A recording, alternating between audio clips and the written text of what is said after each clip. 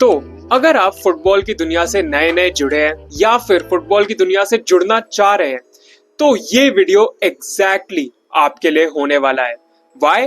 Because आज इस video में हम बात करने वाले हैं कि फुटबॉल में सेट पीसेस क्या होते हैं। बिकॉज मैंने काफी लोगों को देखा है कि उनको पेनल्टी किक के रिगार्डिंग कंफ्यूजन होता है, या फ्री किक क्या होता है, कॉर्नर क्या होता है। All these things are piled up and लोगों को काफी इसके रिगार्डिंग कंफ्यूजन हो जाता है, जो कि नए नए फैंस होते हैं। मुझे भी था पहले, बट आज I will try my best to clear all those confusions. And इस वीडियो के एंड तक तुम सबको अच्छे से सिखा के भेजूंगा कि सेट पीसेस फुटबॉल में एक्चुअली होते क्या है, राइट। एंड इस चैनल पे हमने पहले भी वीडियोस करे ऑफसाइड रूल्स के बारे में, बेसिक रूल्स ऑफ फुटबॉल के बारे में, प्लेयर पोजीशंस के बारे में। तो यहाँ पे प्लेलिस्ट आ रही होगी आई बटन में, तुम वहां जाके बाकी वो वाले वीडियोस भी चेकआउट कर सकते हैं। एंड उसी प्लेलिस्ट में अपडेट होते रहेंगे आगे के वीडियोस भी, राइट। तो अभी तक तुमने अगर वीडियो को लाइक नहीं किया, चैनल को सब्सक्राइब नहीं किया, तो फटाफट से कर दो। And without wasting any more time, let's get straight into today's video. सबसे पहला क्वेश्चन, सेट पीस होता क्या है? अब सेट पीस का मतलब फुटबॉल में ये होता है कि जब भी कोई मान लो कि फाउल हो जाता है, राइट, फाउल होने के बाद या तो एक पेनल्टी दी जाती है या फिर एक फ्री किक दी जाती है। अगर कोई बंदा ऑफसाइड हो जाता है तो वहां पे यूजुअली गोल किक दे दी जाती है या फिर एक फ्री किक दे दी जाती है ना। तो जब सेट पीस का यही मतलब होता है बेसिकली, जब भी स्टॉपेज ऑफ प्ले आता है ना कभी भी, उसके बाद गेम को रीस्टार्ट करना होता है और जब उसके लिए बॉल दी जाती है किसी भी टीम को, तो उसको सेट पीस कह देते हैं। फॉर एग्जांपल तुम कह सकते हो कॉर्नर के केस में जब बॉल बाहर चली जाती है, पिच से बाहर चली जाती है एंड वो ऑपोजिशन के एरिया में चल जाती है, गोल के पीछे जाती है, तो वहां पे कॉर्नर अवॉर्ड कर दिया जाता है। ऑब्वियसली अच्छे से आगे मैं तुमको वीडियो में समझाऊंगा जब हम एक एक की उठा के बात करेंगे। बट सबसे पहले हम इस वीडियो में बात करने वाले हैं फ्री किक्स के बारे में। अब फ्री किक होती है दो तरह की, एक डायरेक्ट फ्री किक, एक indirect free kick. Indirect free kick तुम ज्यादा यूज होते हुए देखोगे नहीं। बेसिकली इनडायरेक्ट फ्री किक यही होती है कि ना वो बहुत पास से ली जाती है, लाइक 6 यार्ड जो बॉक्स होता है उसके पास से ली जाती है। एंड इसमें बेसिकली क्या होता है कि जो प्लेयर होता है ना वो डायरेक्ट शॉट नहीं मार सकता, एक दूसरे टीममेट को बॉल को पास करना पड़ेगा, उसके बाद कोई प्लेयर शॉट मार सकता है। एंड तुम देखोगे यहाँ पे ना काफी प्लेयर्स गोल के आगे ही खड़े होते हैं, जैसे मैंने इमेज में भी तुमको दिखाया होगा, वहां पे गोल के आगे खड़े रहते हैं एंड उसके बाद गोल में मारनी होती है बॉल। ये वाला जो सिनेरियो है बहुत कम देखने को मिलता है हमको, लेकिन जो सिनेरियो हमको ज्यादा देखने को मिलता है वो होती है डायरेक्ट फ्री किक्स। अब डायरेक्ट फ्री किक से ना गोल्स भी निकल सकते हैं या फिर असिस्ट भी निकल सकते हैं, जहां पे क्रॉसेस टीम्स डालती है। एंड ये सब जो चीजें होती है ना, ये सब ट्रेनिंग ग्राउंड पे एक्चुअल में प्रैक्टिस होती है, बिकॉज इन सब के रूटीन्स होते हैं। बिकॉज जो टीम्स तुम देखोगे ज्यादा अच्छा टेबल में नहीं करती हैं या कंपैरेटिवली स्मॉलर टीम्स होती हैं, वो काफी ज्यादा सेट पीसेस पे रिलाई करती है, बिकॉज उनको पता है सेट पीस पे अपॉर्चुनिटी क्रिएट करने से काफी ज्यादा फायदा होता है। एंड बाकी भी टीम्स को तुम देखोगे ना, कॉर्नर हो गया या फ्री किक्स हो गई, स्पेशली फ्री किक्स में अगर कोई अच्छा क्रॉस डल जाए तो गोल स्कोरिंग अपॉर्चुनिटी काफी हद तक क्रिएट हो जाती है। लेकिन डायरेक्ट फ्री किक्स में तुमने काफी बार देखा होगा कि डायरेक्ट गोल भी मारा गया, बहुत बार गोल्स मारे जाते हैं। स्पेशली लियोनेल मेसी ने जो ये वाला गोल मारा था अगेंस्ट लिवरपूल, ये चैंपियंस लीग में गोल मारा था, it was a beautiful free kick. उसके बाद जूलियन अल्वारेज का भी तुम गोल देख सकते हो, यहाँ पे उन्होंने मैनचेस्टर सिटी के लिए मारा है अगेंस्ट वुल्व्स। तो ये डायरेक्ट फ्री किक से सीधा उन्होंने गोल मारा है। लेकिन कई सिनेरियोज ऐसे होते हैं जहां पे डिस्टेंस ज्यादा होगा गोल से, या फिर प्लेयर्स अटेम्प्ट नहीं लेना चाह रहे होंगे सीधा कि गोल पे ही हम मारते हैं, तो वहां पे क्या होता है, वहां पे ये जो प्लेयर्स होते हैं जो फ्री किक ले रहे होते हैं प्लेयर्स, वो क्रॉस डाल देते हैं बॉक्स के अंदर। एंड जो बॉक्स में प्लेयर्स होते हैं, बॉक्स में भी 7 से 8 प्लेयर्स होते हैं, यूजुअली डिफेंडर्स जिनकी, सेंटर बैक्स जिनकी हाइट ज्यादा होती है, वो इस बॉल पे, इस क्रॉस पे लैच ऑन करते हैं एंड बॉल को अपने हेडर यूज करके गोल में डालने की कोशिश करते हैं। और ये सारे जो टैक्टिक्स, सेट पीस रूटीन्स होते हैं, ये सब प्रैक्टिस करे जाते हैं कि आपको बॉल कैसे डिलीवर करना है, प्लेयर पोजीशंस क्या होंगी ड्यूरिंग दिस फ्री किक। तो ये सब प्रैक्टिस होता है on the pitch, on the training pitch, and उसको एग्जीक्यूट करा जाता है इन अ रियल मैच।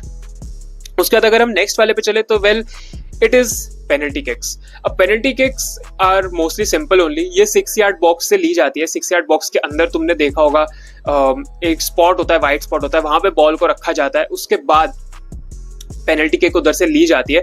अब यहाँ पे कुछ रूल्स होते हैं कि जो गोलकीपर होता है ना, वो अपनी लाइन से आगे नहीं आ सकता। गोलकीपर की जो लाइन होती है, जो गोल पोस्ट के पास बनी होती है, गोलकीपर उसके आगे कभी भी स्टेप नहीं कर सकता, क्योंकि अगर वो स्टेप करता है तो पेनल्टी किक टेकर को एक डिसएडवांटेज जाता है एंड कीपर को एक एडवांटेज जाता है, बिकॉज ऑब्वियसली वो बॉल के ज्यादा पास आ जाता है, तो ये डिसअलाउड होता है। एंड अगर ऐसा होता है एंड पकड़ा जाता है तो फिर पेनल्टी रीटेक करी जाती है। सिमिलरली जब पेनल्टी किक ली जा रही होती है, आप देखोगे कि जो प्लेयर्स हैं, जो बाकी प्लेयर्स हैं पिच पे, ऑपोजिशन प्लेयर्स हो गए, आपके खुद के टीम के प्लेयर्स हो गए, वो उस बॉक्स के बाहर खड़े रहते हैं, बॉक्स की जो लाइन होती है ना और उसके पास जो सेमी सर्कल होता है उसके बाहर खड़े रहते हैं वो लोग। व्हाई?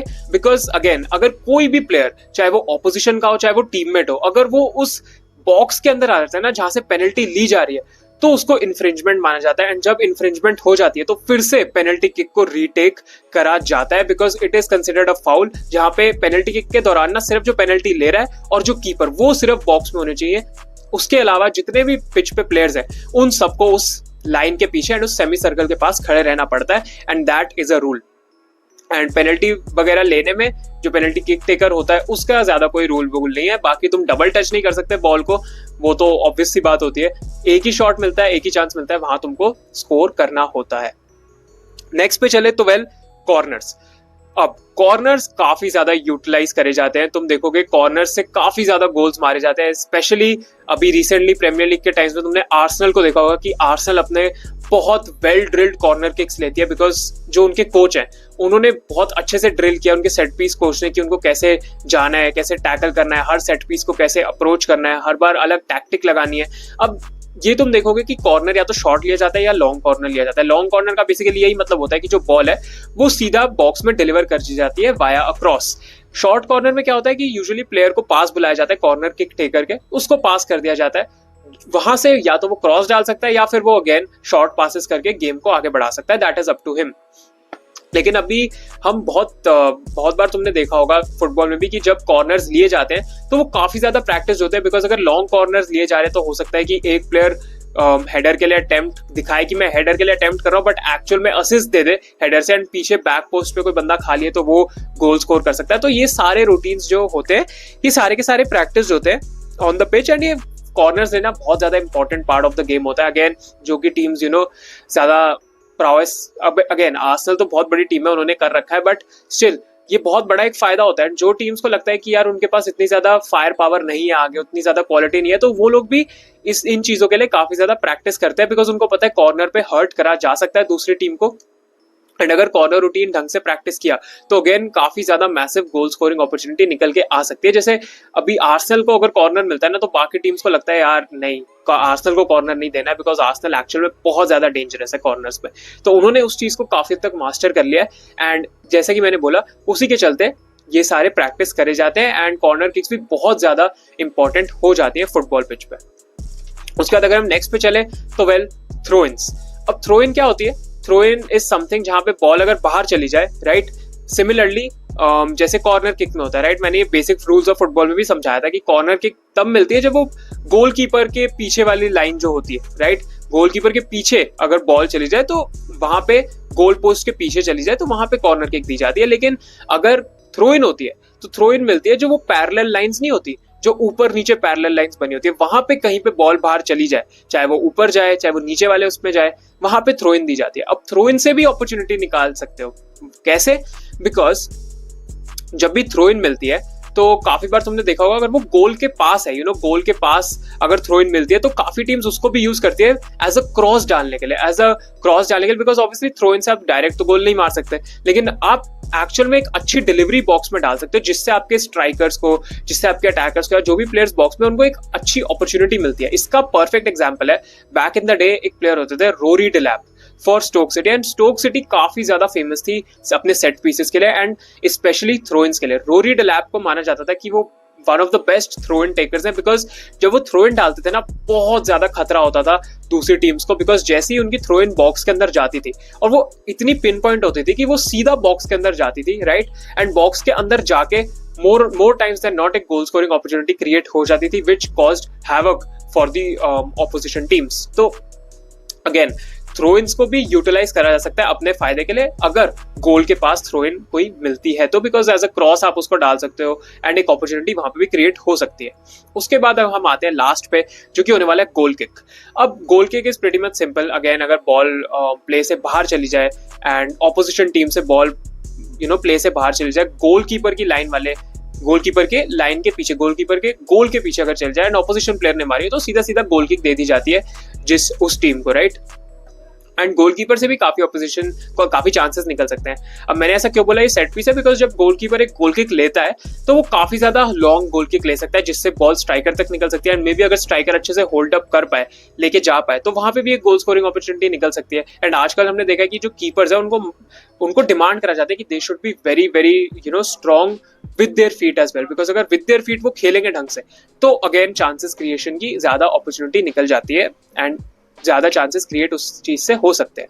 तो well again goal kick is also important, ये तो कोर पार्ट है फुटबॉल का, ये तो हमको पता ही है, but again it's not as important as one would say as a corner kick, as a free kick, but still इसका यूज करा जा सकता है if it is implemented correctly. उसके बाद लास्ट एक ड्रॉप बॉल होता है, ड्रॉप बॉल का भी तुम ज्यादा नहीं देखोगे फुटबॉल में यूज होता है, but it is a very very rare phenomenon. इसमें भी अगर बॉल स्टॉपेज टाइम से बाहर स्टॉपेज हो जाए कोई एंड बॉल बाहर चली जाए तो वेल रेफरी का डिसीजन होता है, मे बी अगर कोई इंजरी हो जाए किसी प्लेयर को तो वहां पे रेफरी का डिसीजन होता है सिंपली कि वो वहां पे एक ड्रॉप बॉल कर दे एंड दूसरी टीम जो है वो नॉर्मल प्ले स्टार्ट कर दे। This is not like really a set piece, but still मैंने इसको इसी में इंक्लूड कर दिया बिकॉज जब भी स्टॉपेज ऑफ प्ले होता है तो वहां पे तुम देख सकते हो कि ड्रॉप बॉल के केस होंगे, बट अगेन जैसे कि मैंने बोला ये ज्यादा यूज नहीं होता है। This is very very this is a rare phenomenon जो कि तुम फुटबॉल में देखोगे। बट मोर और लेस सबसे इंपॉर्टेंट सेट पीसेस की मैं बात करूँ तो वेल वो कॉर्नर होगा, फ्री किक होगा, स्पेशली कॉर्नर, बिकॉज कॉर्नर से सबसे ज्यादा हाई चांसेस क्रिएट हो सकते हैं गोल मारने के। उसके बाद थ्रो इन्स भी होती है जैसा मैंने बोला था, पेनल्टीज तो वेल हमको पता ही है, and this is all there. And I really really hope तुम सबको समझ आया होगा कि what I was trying to say about set pieces, and अगर तुम्हारा कोई भी डाउट है regarding any of it तो let me know down below in the comment section and I would definitely I would definitely read all of them, and कोई और feedback भी है regarding the channel, regarding the video तो please दो मेरे को, because जैसे जैसे तुम फीडबैक दोगे वैसे वैसे मैं सीखूंगा एंड और ज्यादा इंप्रूव कर पाऊंगा चैनल को, कंटेंट को, and it would be really really good to see as well. तो I really hope you enjoyed the video, understood something from this video. If you did, do like the video and subscribe to our channel. Thank you so much for watching. Bye bye, peace out, take care guys.